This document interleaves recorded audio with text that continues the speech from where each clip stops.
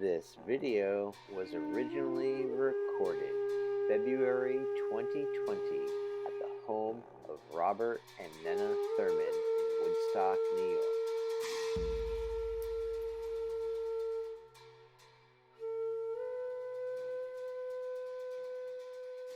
Hi. Happy to be back on my podcast number, I don't know what, and talking about the Dharma. And it's been a great year. We're coming to the end of this. We're in the 12th month, in the way the Tibetan calendar operates, of the pig year, Earth Pig, I think it was. Yeah, it was Earth Pig. And a tough year for His Holiness. Thank goodness it's almost over, because he is a pig year person.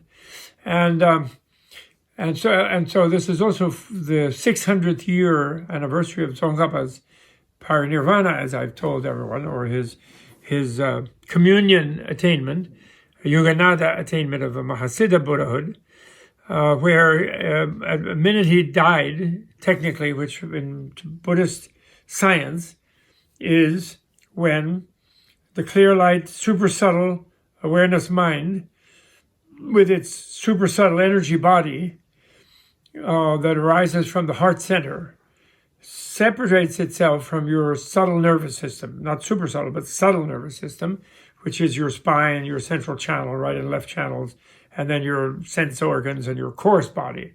And it separates from that. And it could separate from that while hovering within it, which is what happens to the Siddha yogi. So then they leave the body in a kind of state of trance and return to it after they do something with the subtle body projection. But death technically is when it is at that point of separation. And at the instant that happened, Tsongkhapa's vow of celibacy as a monk ran out, and he was then able to embrace, in a way, his female side fully, and then enter communion as a male-female. Two people in one, but still as a real female, a real male. Very complicated, and there are a lot of complications involved in that. But they would say he took on what is called a jnana mudra, an intuition consort, which is like an angel being, and a being is already in a subtle body, not in a coarse body. And so he manifested back in magic body instead of the bardo, and he went with a subtle body consort. And then with that, he was able to attain, because he was so primed to do so, the rapid stages of the fourth stage of the perfection stage, and reach the fifth stages, the stage of communion, both the learner's communion and the master's communion, the two levels. And it's even that there's still progressivity even in the communion stage. And everybody witnessed amazing visions around his coarse body, corpse, at that time, And because they then mummified it, and it was preserved for 500 years, almost 500 years, until more than 500 years actually, from 1419, in a sort of sarcophagus type place thing, in a stupa, a beautiful stupa, in Ganden Monastery, until 1966, when it was torn apart and the mummy was thrown to be torn up by dogs, by the communists in Tibet in 1966. Very, very sad situation. So anyway, so now we're coming to the Iron Mouse year, which is the beginning of a new 12-year cycle, and I'm not so much know what that is. But anyway, during the year, I had a lot of, but not as much as I would have liked, exposure to some of the deeper levels of genius of the great Tsongkhapa, Losang Drakpa. I always think of his initial, I like to say his actual name in Tibetan was Losang Drakpa, which in English transliteration, the first syllables are LSD. even though the way Tibetan is, it's more complicated. But I don't know why. That's my past, my unsavory past. And when I say the advanced reaches of it, his sort of great tantric teachings, even though he couldn't reach some of those stages where you have to have a mother and a father, you have to get to your mother's side as well as your father's side. And he couldn't do that as a monk because of the vow of celibacy. And he didn't do it as a monk for 21 years, from 1398 to 1419, because he wanted to stay a monk, because most of his contemporaries needed the monastic vocation to be able to focus their energies on learning and evolutionary development, accelerated evolutionary development of the path, and toward Buddhahood. And if he had done it at the age of 41, then many younger people would have said, oh, yeah, I'm going to be a Tantric yogi now, and they wouldn't have had the learning needed and the understanding needed to be able to really do it, and it would have ended up with a lot of out-of-control people. So he withheld his own progress in one way, and in another way, he progressed enormously in his writing. Now, in that, I have to pay again tribute, as I have in previous podcasts, and I must urge everyone to read Thubten Jimba, Dr. Geshe Thubten Jimba. He has the life of Tsongkhapa in a series of Shambhala publications, giving lives of eminent great masters and teachers in the past. And it's a marvelous work. It's showing in detail how Tsongkhapa developed, who he studied with, how he taught, and what he thought. Really, really marvelous book. I mean, I can't sing its praises highly enough.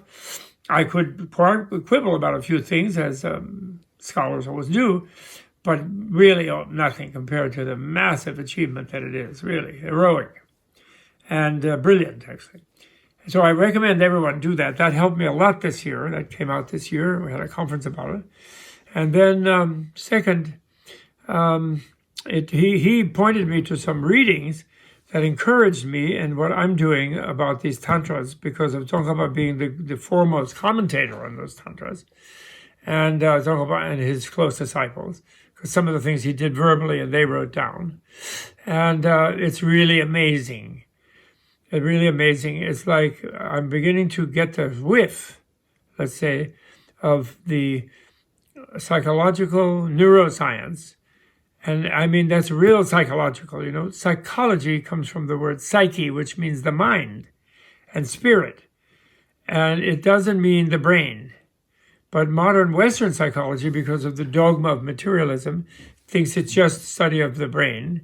And they don't even read Freud, much less Buddhist psychology, or even ancient Western monastic psychology, which is very profound also.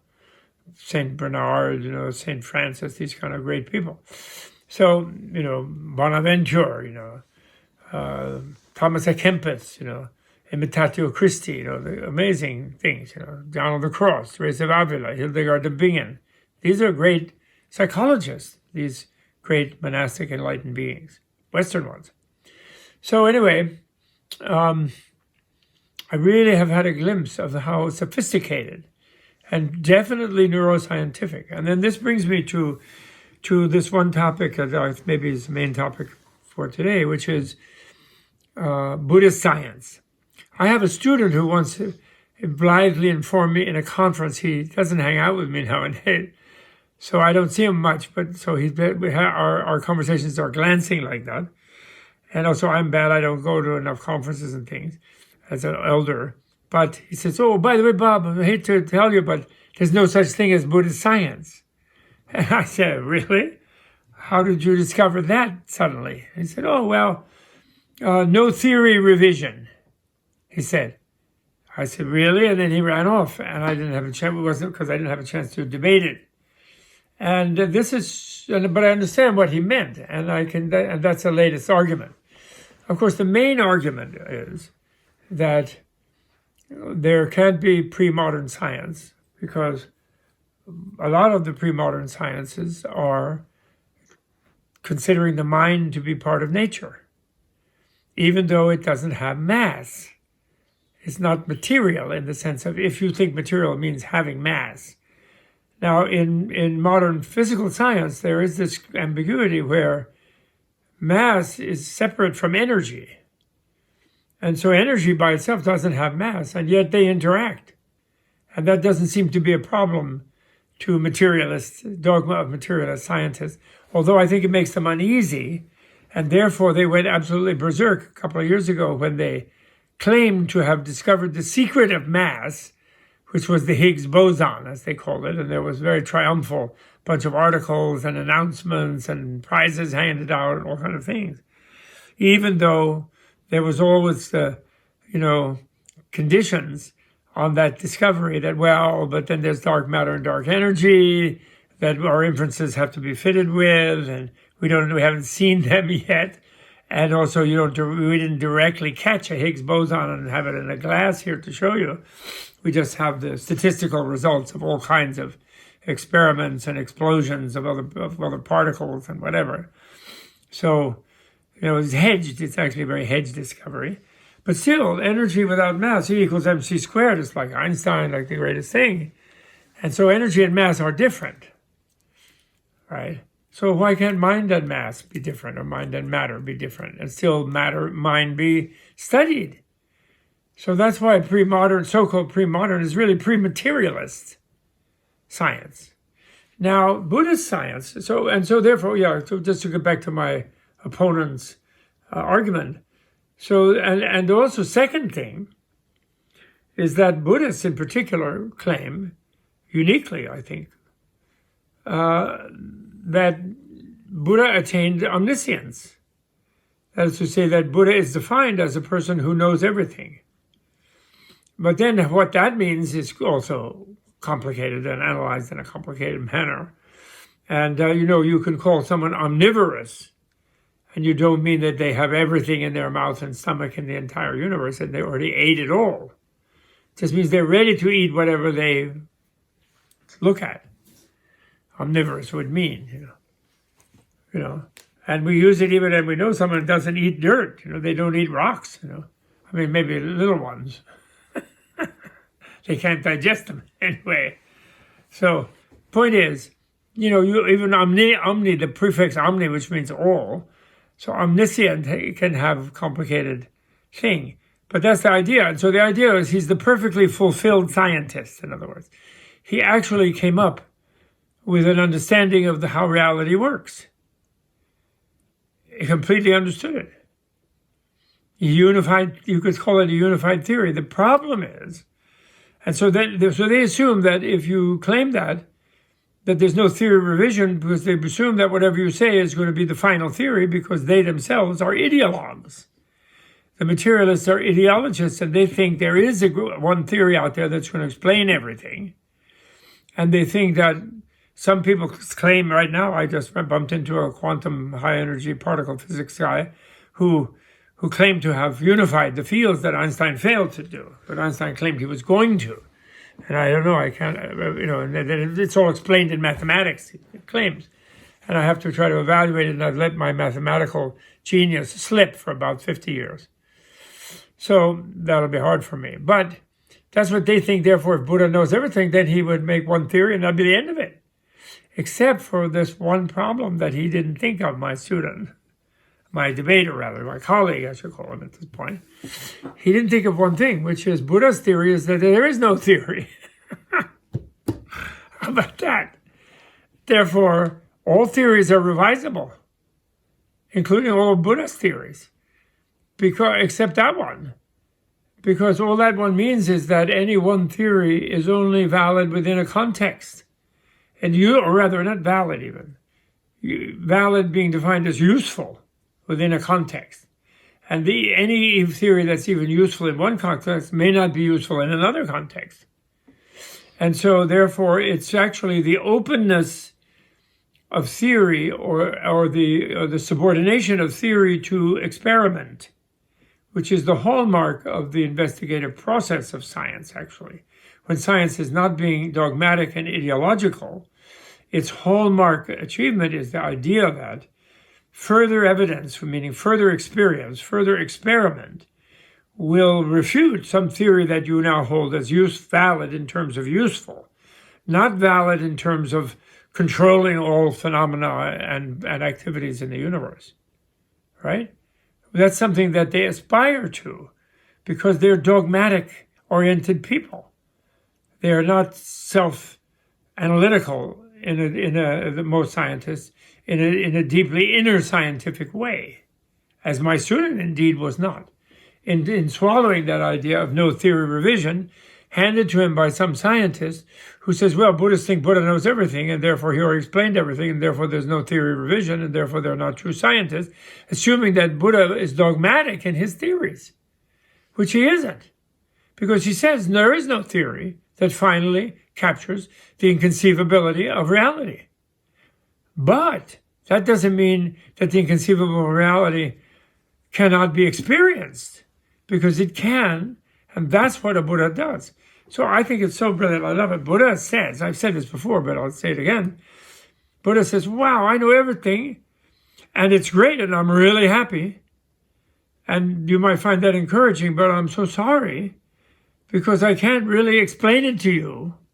Or rather, I can explain a lot of things to you that can help you develop your own ability to experience more and more of this marvelous reality. But no explanation is by itself going to enable you to do it. So no explanation will capture it. It is inconceivable. It is beyond our expectations. But that it's not beyond our ability to experience it, because we are it. And it is us. We're part of that reality. And we can be a bigger and bigger part by experience. And theory is in a way closes us off from a reality. It pretends that we're outside of it and we can control it by some language, by some dogmas. And that's the mistake that we've all made, and that I had been making. And when I got free of that mistake, I now have the theory of no theories. And that you can't revise, or rather you can. And you can, and because you can, and you can open-endedly revise, but once you have the confidence that no theory that you will be the final theory, because the life goes on, you know. That's really great. And therefore, this is what I wanted to say. Therefore, Buddhist science would argue that materialists, dogmatic scientific materialists, have no science, because they have no theory revision, because they won't revise that theory to allow the mind to being part of nature. They consider that heresy and crawling back into religious extremism. And they won't revise their theory, so therefore they are dogmatically extremists, and they're no longer a scientist in the sense of open to more data, open to more experience. An experiment just means experience, because you experience the results of the experiment. You got it? Even ment might have to do with mentality, mind. Ment, your mind tries to interpret your experience. That could be. I'll look it up. Well, that's speculation at the moment, but I'll look it up in an etymological dictionary. Experiment. Ment might be related to mens, which means mind.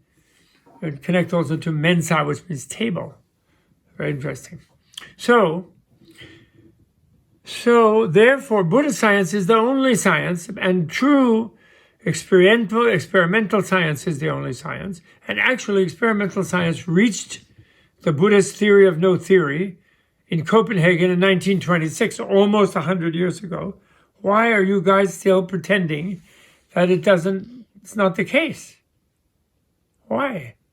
The people who do follow that, I have to pay homage to Henry Stapp, the great quantum physicist.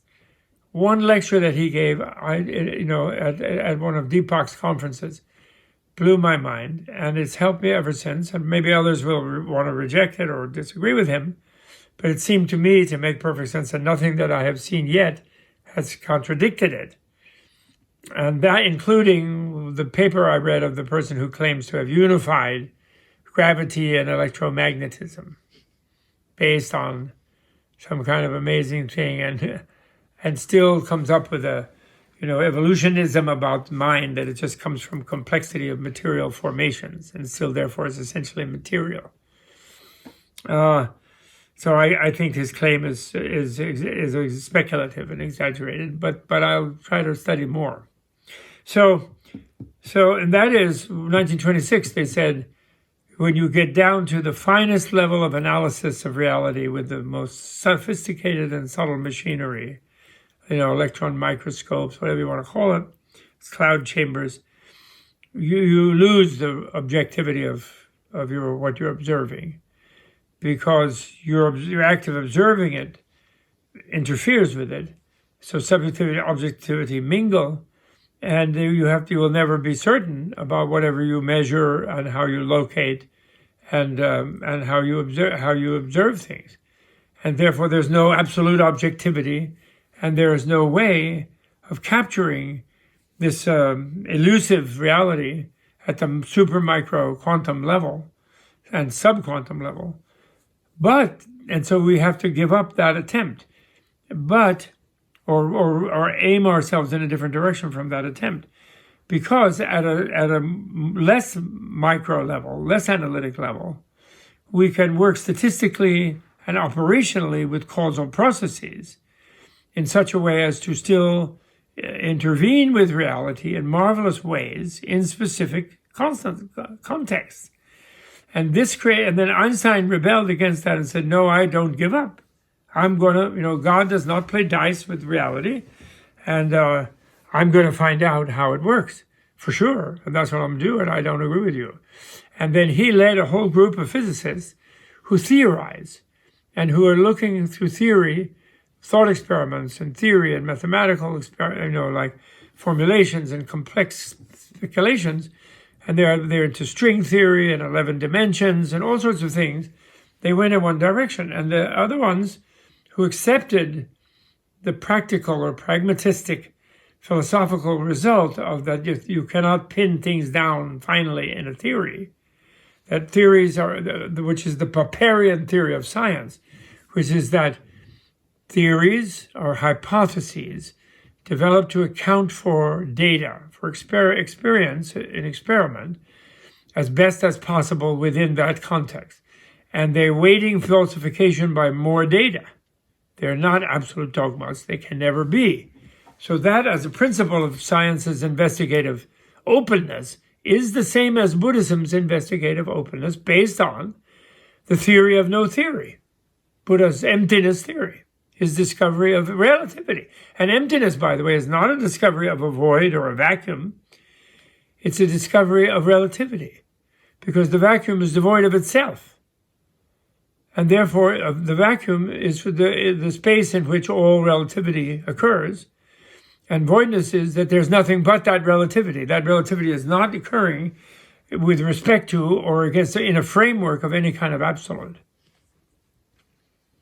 And anywhere you find someone claiming to have the ultimate theory, you will look to see that they refer to the universe, the bounded universe. They're assuming it has its limits.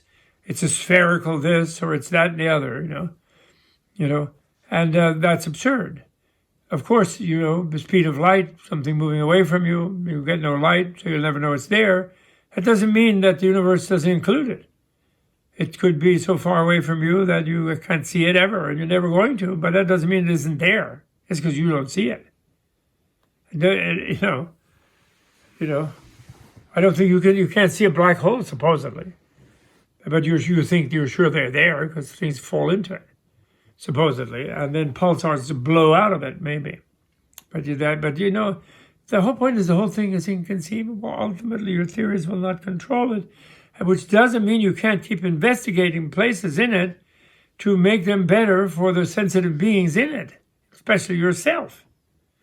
And a full embrace of that inconceivability may well be a state of awareness that is the ideal of science, which is this kind of ultimate openness,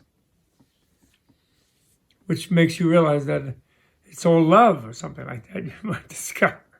But love is not a theory. It's not a theory. It's a bliss. It's bliss. Anyway, so therefore, but in practical terms in science, what that means is Buddhist scientists can appreciate material scientists in the sense of, if you can, in a specific context, consider everything you're looking at as just material and analyze it down till it disappears under analysis.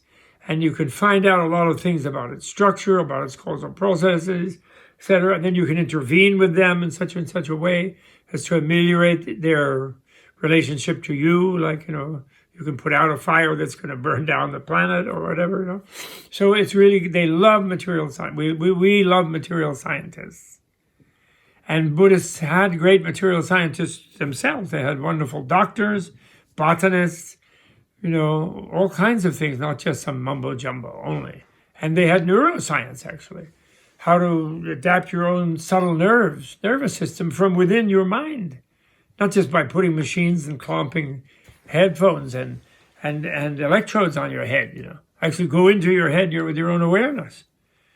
Through highly more focused awareness, They developed the inner sciences and the tools of inner science, which is a focused mind, primary one, but also concepts are, really well, But they can really appreciate the inner science one. At the same time, there's the materialists. And then they can also appreciate in their own ranks, they have some people who could say are extremist idealists or mentalists, or I don't know what else you'd call them, psychologists, who say everything is reducible to mind. Because when they look at material objects, they see they dissolve under analysis. And they think that when they look at mental objects, there's one mental object which is the enlightened mind or something, which is experienceable and doesn't dissolve under analysis, so maybe that's the absolute. And they develop terms that as if it was the absolute, as if it was separate from all of its relative components, and wasn't just all the relative components. So there's some again, because it's inconceivable, it becomes paradoxical. So the point is, with ultimate ideological flexibility, you're a true scientist. If you become dogmatic in either mentalism or materialism, you become dogmatic. If you're a decent philosopher, you realize that the meaning of the word mind and the meaning of the word matter, mass, etc., are just a pair, binary pair, and neither one has meaning without the other. For example, at the super subtle level, therefore, the Buddhists say that mind and matter are the same. There's no difference in a way. There's super subtle level panpsychism, which there is a certain group of physicists who are moving in that direction. They're saying that atoms are conscious, subatomic particles are conscious, it's called. So therefore you don't have to worry about where did consciousness come from, because it is everything. and yet it's also all matter. And therefore you can deal with it as matter or as mind. I guess that's where they're moving, so it's a good movement, philosophically kind of within physics, called panpsychism. There are several people who are physicists who uphold that. And that's the kind of ballpark. That's good. That's a good direction. So either one can be useful. Neither one should imprison you in an extremist view, is the point. And that means there's endless theory revision, except for the revision of the no theory. But theory revision is based on on a kind of no theory anyway. So, Popperian version. So, my dear friend John, you are refuted, corsum. So therefore, we're getting down to where maybe this is coming, and where we find this, then this relates to what I'm doing in my sunset years. I hope decades, because there's still a lot of unfinished stuff in front of me. And of course, lives. As is only said, it needs 3 lifetimes. So somehow I need somebody's help, since I don't control my own mind that well. I need somebody's help to make sure I get reborn in a way where I can keep studying Anisel Yoga Tantra, which is to me, because what I'm discovering is, the shocking thing is that in the scientific treatises collection, I was commissioned by His Holiness and by my root teacher, Geshe Wangyal, as well, to translate in toto. And then when I complained, they said in 3 generations, and you just started. I was surprised to note in the scientific treatises that more than 50% are based on commentaries on the Buddha's tantric teachings. Whereas I had always assumed in my 30s and my younger age, when I was more focused on madhyamaka and emptiness and philosophical things and psychological things, I assumed that Tantra was all about meditating and wild yoga experiences. And yet there's this huge literature. And what is that huge literature? It isn't all just like when you do a ritual, put the spoon over here or put it over there. It's not all about that. You wouldn't have a reason to write so many books about that sort of thing. No, what it is Tantric Abhidharma. Now, you Theravada, basic, quote unquote, basic Buddhist fanatics, you have your sacred Abhidharma. And you consider that's one of the three baskets of sort of holy books. But you also know that that book is not written by Buddha. Buddha told the senior monks, the enlightened monks, to collect his teachings and to systematize them and make them scientific in the sense of applicable scientifically in other contexts than the ones where he originally gave the teachings, because he was a Socratic teacher who taught in relationship to particular audiences, whatever helped the particular audience to reach their own deeper experience. And so Abhidharma is the scientific literature of early Buddhism, psychological literature. Also, the ethical literature of early Buddhism, or so-called early Buddhism, I consider Tantra early Buddhism, and Mahayana, I should say, but say basic Buddhism. And the Vinaya is really life stories of the Buddha, life stories of different monks, and life stories of the behavior and bad behavior of the monks and nuns, and therefore giving rules and laws, like casuistic, law precedents, you could say, to maintain comity and in the communities of the Buddhist orders. And so it's like ethics, but also not the Buddha makes judgments in stories, but he's not just giving teaching. And so the sutra only is the one where he's giving teaching, so that you can consider that like scripture. Those are the articulations of the enlightened mind force in language, imperfect as they are. And the caveat they make themselves is that they're always going to be imperfect, but nevertheless useful. And but no one of them frozen as dogma.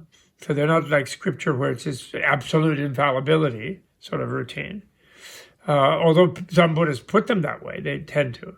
But they're only contextually valid, always, because of that's Buddha's theory of theories, you see, and of doctrines and teachings. So what we have in the Dendur is Tantric Abhidharma, which means that's the science of the subtle and super subtle body-mind complexes. And Mahayana also had Abhidharma, and there were a few early Mahayana books called Abhidharma, but they don't use the term Abhidharma because they respect foundational Buddhism or basic Buddhism, individual vehicle Buddhism, because to all beings to be free, each individual has to be free. So the basis of it is the individual's path of freedom toward freedom.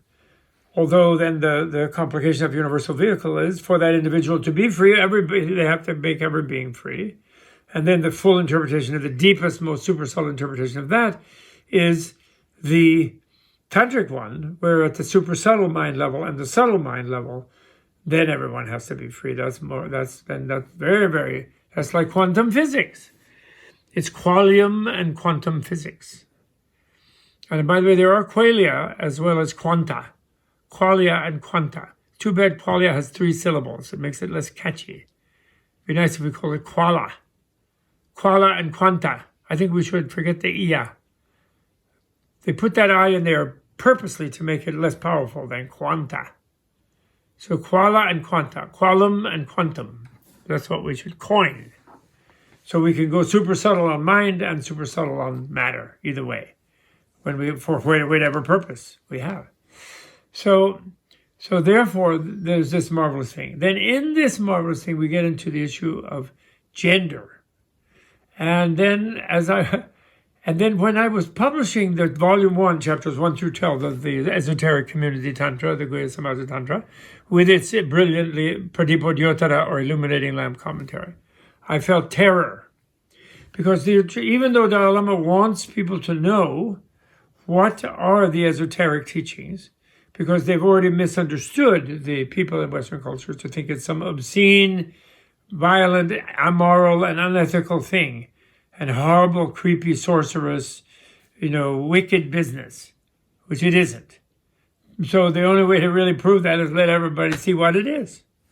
And so that's what we're doing. But yet one feels a kind of terror, because there are magical angelic beings, male and female, dakas and dakinis, and who are, have sort of supernormal abilities.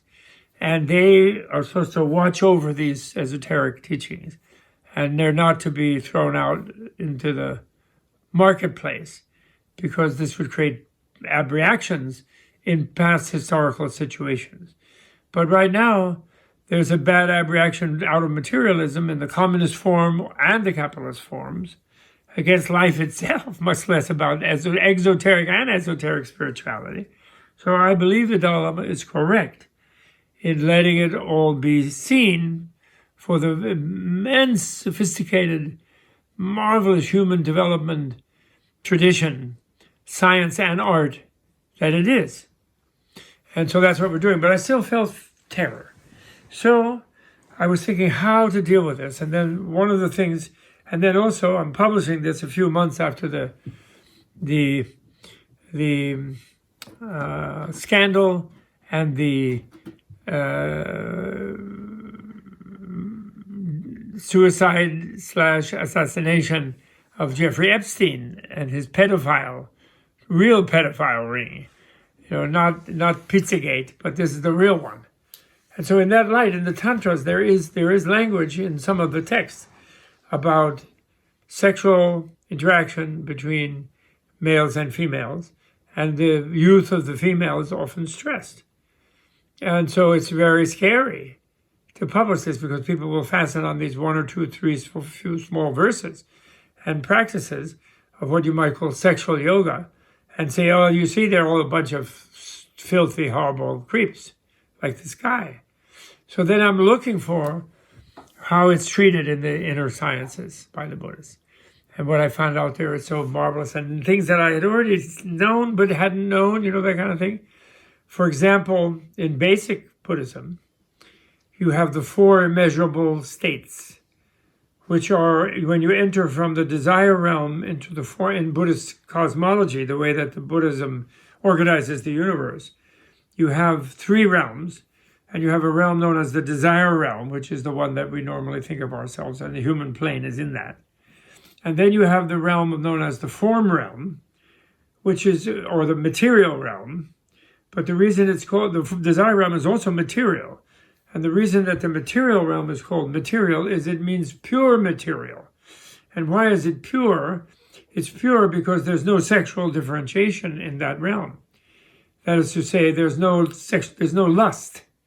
Ordinary lust is absent in that realm, because the beings' bodies are not gender differentiated. I had never realized quite what it meant that it's a pure form realm, and what it meant that there's no gender differentiation, because it means that beings can have bliss experiences, like what we might call orgasmic or blissful experiences, without needing a partner, because they have male and female elements in themselves.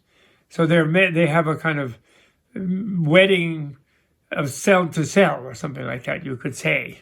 When I'm not talking about kind of weird bodily structure necessarily, but it's a kind of divine, because there's 6 divinity realms in the desire realm, where the gods have gender differentiation, and therefore they're really considered pleasure realms, pleasure heavens, totally. There's some of them who are the bottom tier. They're fighting off some sort of demon anti-gods, what they're called, asuras, who don't have pleasure, but when therefore their only pleasure is in this kind of power fighting thing. And then they want pleasure, so they're trying to invade heaven all the time. So the lower ones have to fight them off, so they're not really quite having much time to groove as the other ones.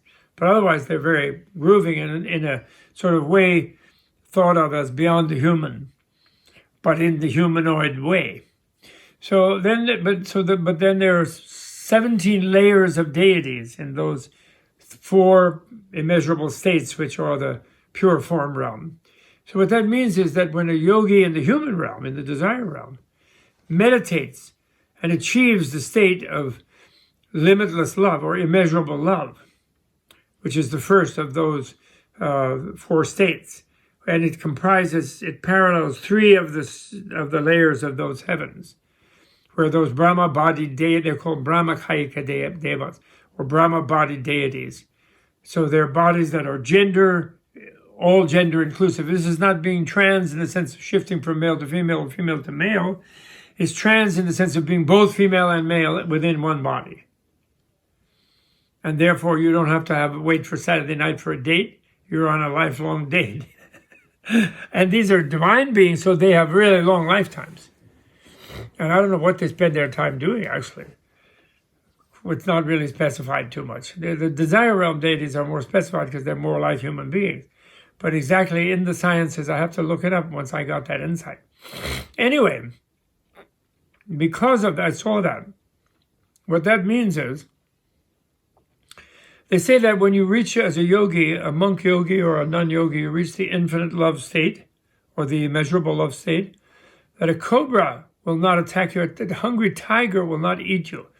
When they see you, they feel a vibe coming from you like as if you were their mother or something. You know, they feel such an ecstatic feeling. So that means you're in a kind of ecstasy of immeasurable love. And it just overflows from you. And I guess that's what those Brahma body deities do. They just overflow. Because they're beyond sort of the whole thing of seeking bliss that the desire realm deities are still doing. Because they feel they could have a little more, type of thing. Whereas they're completely satisfied in that sense. So then they just overflow and they radiate love. Those deities do. But somehow they're not Buddhas. So they don't know how to kind of radiate it the way a Buddha does, more completely, to really reach into areas where beings really need love badly, like hellish almost conditions. So it's not as good as being a Buddha, in short. It's the idea in the Buddhist thing. So that was really, really revelatory for me. And therefore, compassion is when they're radiating the love and they notice that the beings are the infinite compassion, the next three states, and they notice that the beings are not open to the love in such a way that they are really freed from their suffering. So there's a little something about that. And then the immeasurable joy is the third one, the next three realms up to 9 there.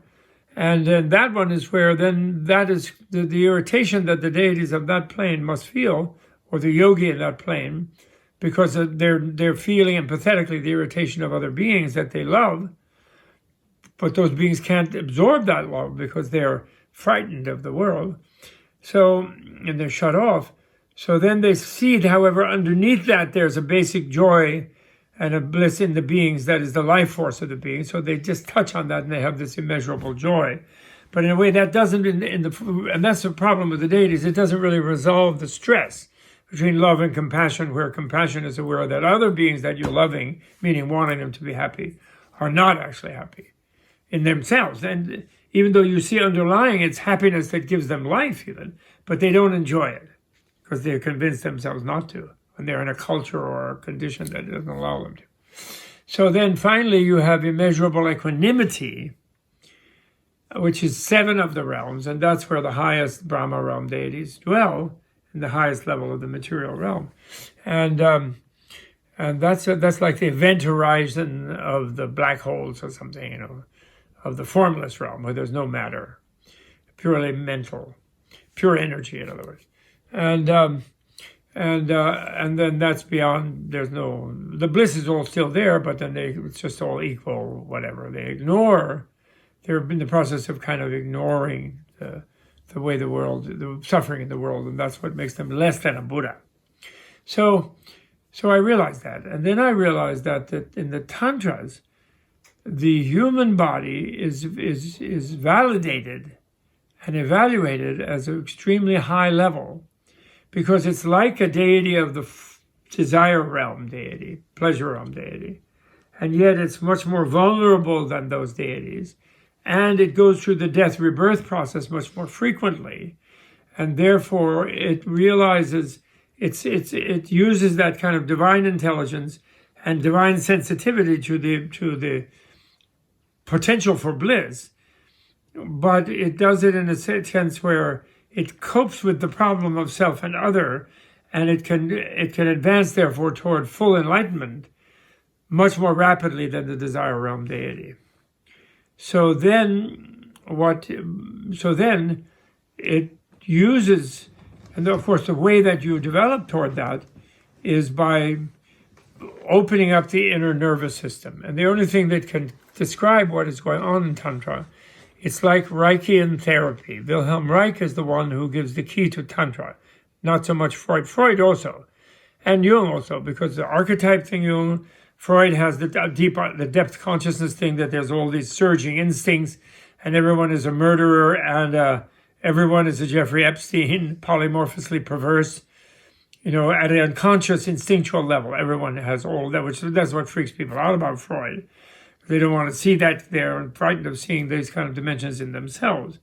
But Freud was good on that. Jung was good on seeing how archetype, mythic things are used to channel those kind of energies in cultures.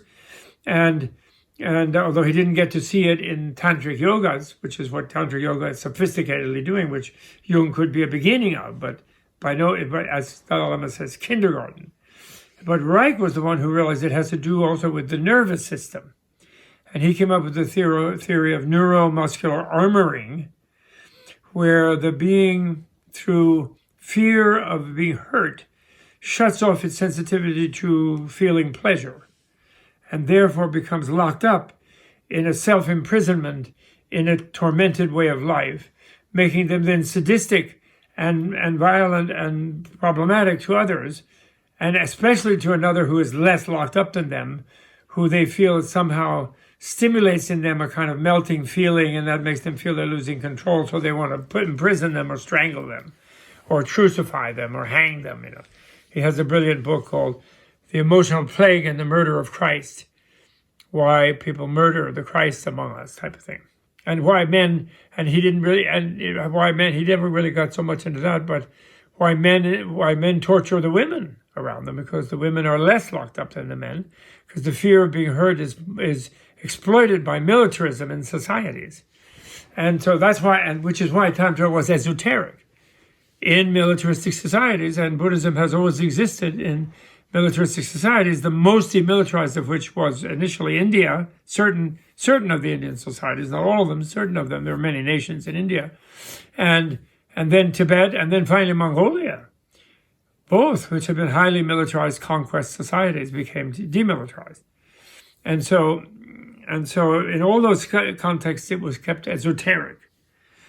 But now, so in a way, Wilhelm Reich, I don't know where his reincarnation is, but I hope he's a tantric yogi.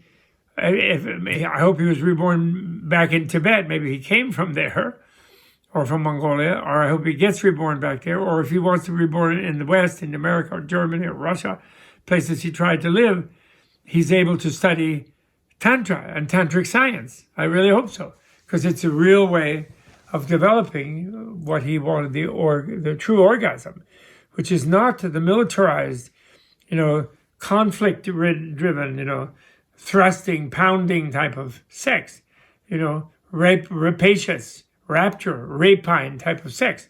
It's the melting together type of sex. And and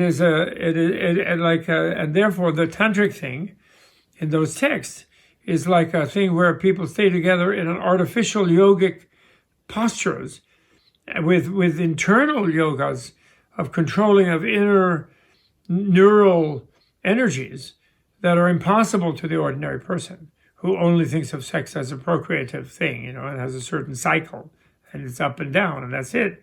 And this is not like that. This is suffusing the entire body with the melting process, which is what Reich argued for. He envisions, and I hope he experienced, but I don't even know if he ever fully experienced it even himself. But and there's no woman telling any tale. But he envisioned where dyads, as he called them, would lie together in a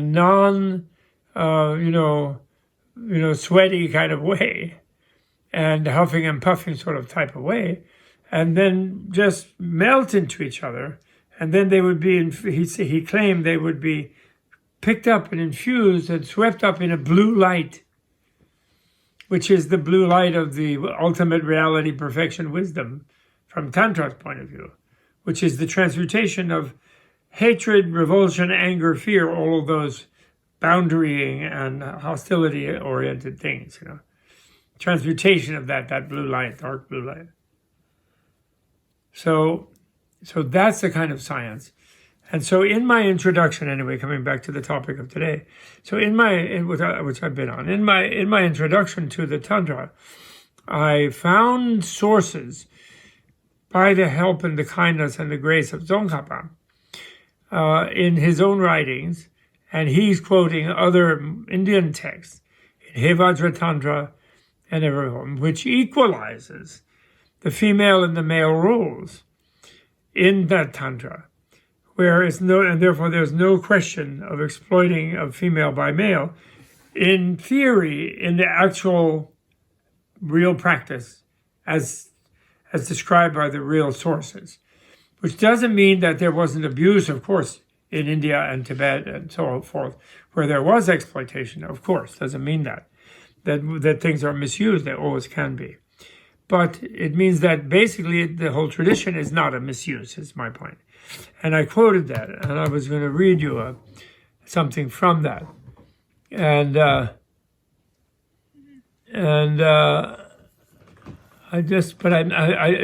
gone on too long, and so I don't want to do that. Tsongkhapa addresses how the reality, it's a subsection in my introduction that's entitled the Pradipodhyotana, that is to say, the illuminating lamp and other Indic sources on the equal opportunity for female and male unexcelled yoga tantra practitioners.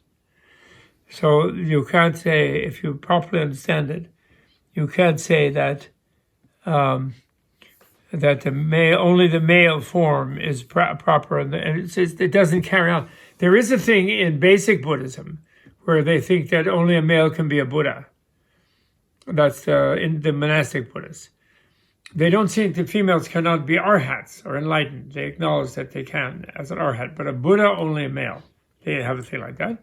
And then in the Mahayana, there are a few cases of females who are definitely Buddhas, but they're kind of exceptional, and they always are dealing with some monk who says, but dear, you're so enlightened, how come you're not in the body of a male? There's incidents like that. So Tantra, therefore, that gave another reason for mainstream scholarship and intellectuals who studied Buddhism or heard something about it to think that Tantra was a big male monk exploiting female, slaves, really. They could think that. So I'll just read one verse from the Gurya Samaja. It says, the great sciences, and here science, the females are called sciences, vidyas, Lochana, and Buddha Lochana is the name of one of the major female Buddhas in the Gurya Samaja Mandala. And Buddha Lochana literally means a Buddha eye, Buddha vision. And she's a Buddhist, Buddha goddess or a Buddhist. So the great sciences, Lochana et al. The most famous one, there's a dozen of them, but the most famous ones are 8 of them. Or more than 8, 10 of them. But anyway, Lochana is et al. Means another 9. Always immersed in the true meaning of sensual desire, do reach attainment just as they wish, by seeking enjoyment of the passions. So in other words, that's just one verse. There's more graphic ones than that, but I would take more time to look at them. So that's one wonderful verse. Then there's another verse from the Hevajra Tantra, which it says, one who has the Nairatmya Yoga, that is to say the selflessness yoga, how can she be called, quote, just a consort, end quote?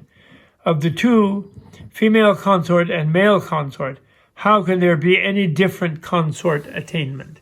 In other words, how can only one of the partners have an attainment, the other one is just somehow like a machine or something serving them? Right, so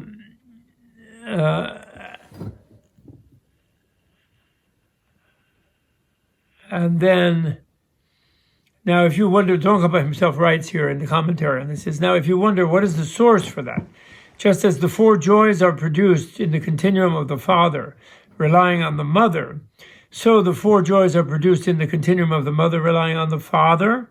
That's a question mark of a challenge.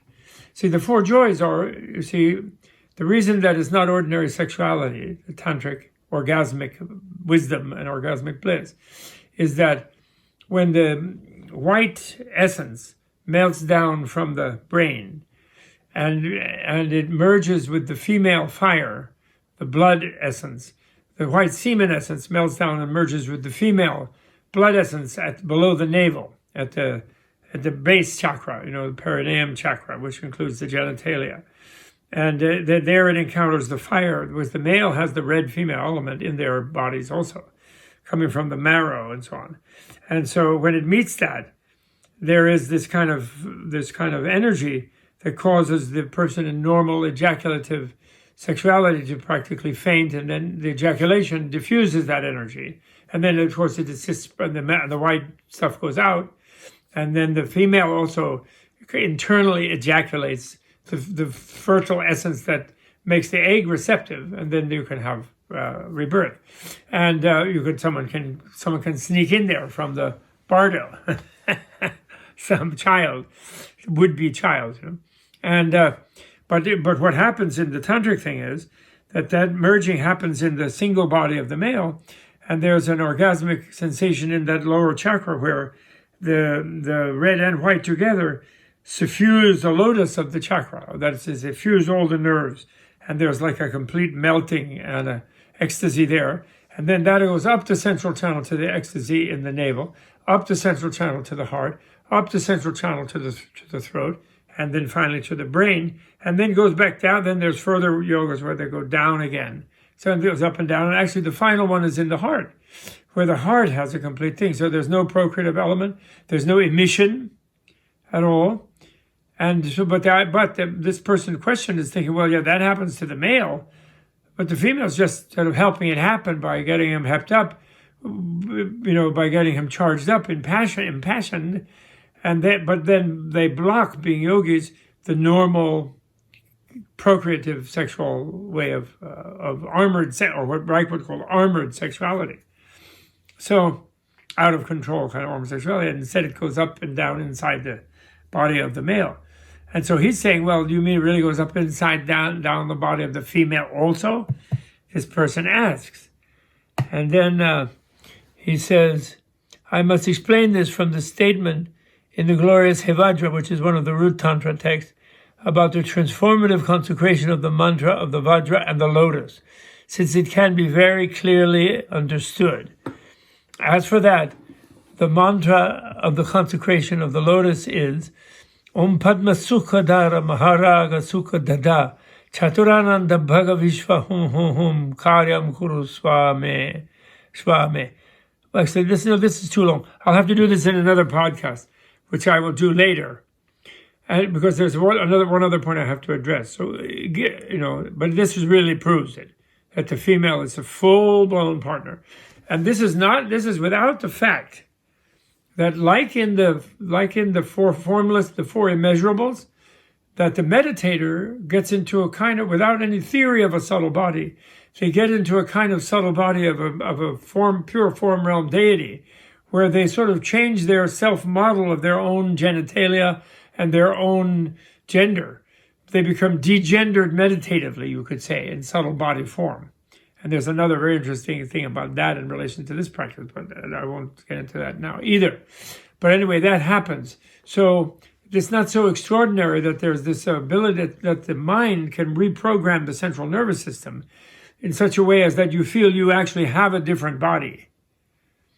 This would be very interesting. This science would be very interesting in the current situation of an overpopulated planet, where people who were gender ambiguous from birth are able to actually choose and become trans or do this and that, be gay or lesbian or trans or queer or whatever those sort of stuff is. And everybody's all freaked out about it because all the armored cultures are based on everybody has to only be procreative. And then the fact that they're going to be miserable and sadistic doesn't matter. And they're not going to be happy. We don't care about them being happy. We just want them to follow the rule. And, that's been the way things on Earth have been. And so now we're not like that. And so the psychological complications people get into once they do trans or non-trans or all these treatments, and there's no methods for them to adjust their mind to develop a different self-envisionment. There's no such method. And this leaves them in a limbo. Again, it's one of the shortcomings of industrial medicine. Again, they don't deal with the mind of the sick person, so that makes them bad medicine. It's not just that they don't have a single payer system. They also don't have a mind. They don't allow their patients to have a mind, and the doctor doesn't even have a mind. Industrial medicine sucks, therefore, because everybody does have a mind. So, but never mind. That's a little bit digression, but it's connected. So what he's saying is the female, in those mantras, the female has the same thing going on up and down her nervous system. So somehow the link up of the two central channels is as if the subtle body of a person is like a kind of oil refinery cracking tower, where there's this central channel of energy and several central channels of energy.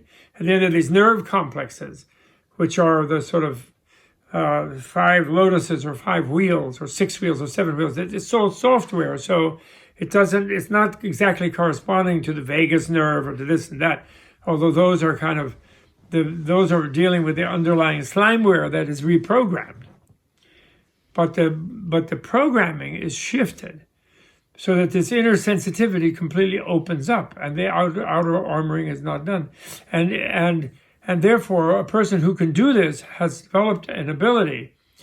For example, right now I move my arm. The reason I move my arm is I have a template in my brain that imagines me as having an arm.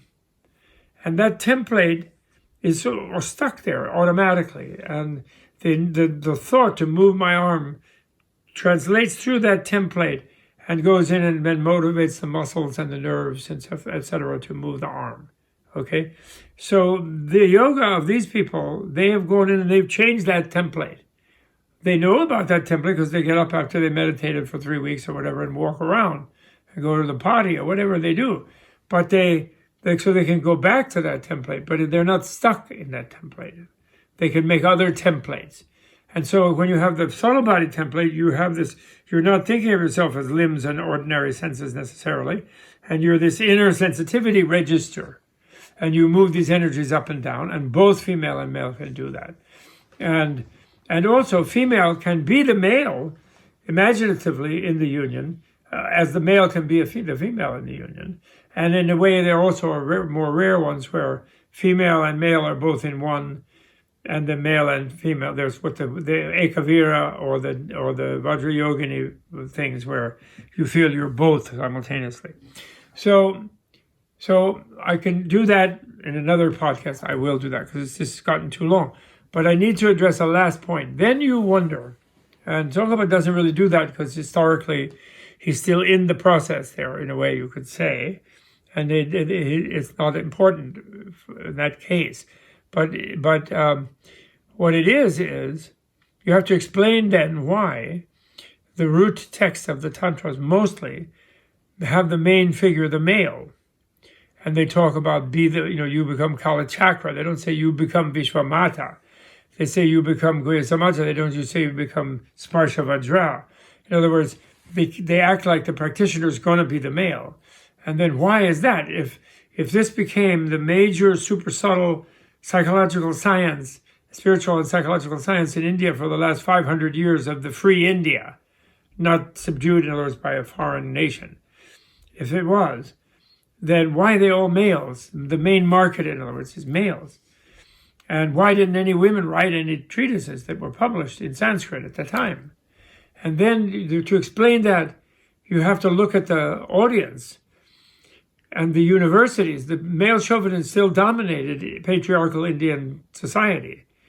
And the kings still had armies, but they were kind of play armies in a way. They were therefore vulnerable to conquest, and they were conquered later.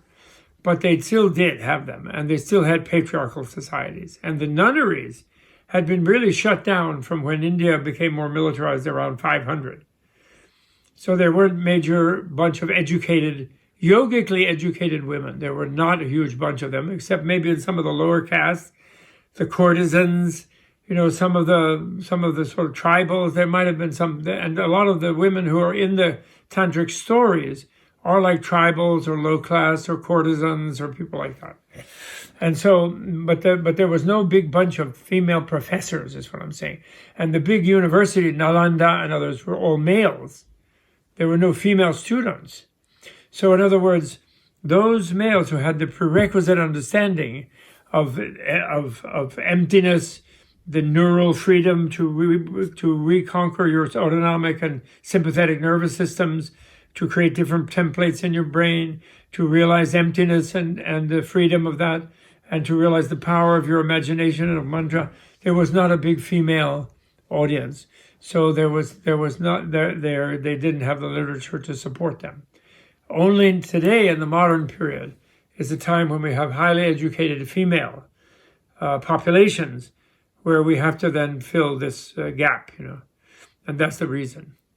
So there's a historical reason of why the books are still majority male, seem to be male dominant, and that's it. I just wanted to bring that point out, and then we'll come back to show the textual proof in another podcast. Okay, so thank you very much.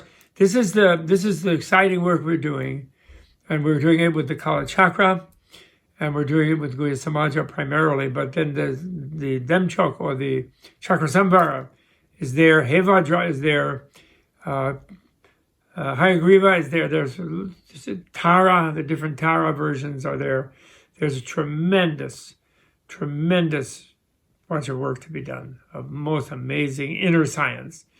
The highest inner science. And last point, since I started mentioning the Padma Shri, and I'm thrilled, I'm going to be developing, and I need help, with an Indian partner who's a Buddhist monk also, but ethnically and politically, nationally Indian. We want to make a center in India, in South India, in a place where we actually have a little bit of a land grant, I believe. We want to make a translation center for these next 3 or 4 generations it will take to complete my project, what the Dalai Lama calls my project, his project, the world's project. And this goes along with Dalai Lama being son of Nalanda, but we want to create the database for there to be daughters of Nalanda more. And this is in an area of India, Andhra Pradesh, where traditionally the queens supported the siddhas and many monastic universities and things. And there may be, if we ever get around to some kind of a study of Buddhist literature, such as remains in Telugu, Tamil, Keralese, Kannada, the languages of South India, there may be more works by women, actually, because they have more known named poets, women poets, than North India and Sanskrit in South India. So we want to make this. And we need help with that. And I want you to be aware I'm going to be on Wisdom podcast soon, and you have to pay a little something there. I've been doing these free. I want to support Tibet House here in America, so I will be having something that will recruit us. I have a pension myself. I'm not trying to make money, but I want Tibet House to get some money. So there's going to be some contribution to the nonprofit to preserve Tibetan culture of some of my future podcasts, and that I want you just to be aware of all of that, okay? And try to catch the wisdom one. I always have fun talking with the wisdom people, and I get in a certain mood. So that's not in this set of podcasts. It's in the Wisdom Experience website podcast, okay? So I think that's it for today, okay? All the best. Thank you. Our engineer is Justin Stone Diaz. I want to thank the engineer, and I want to thank my family for giving me this time of quiet to be able to do this. Okay? All the best.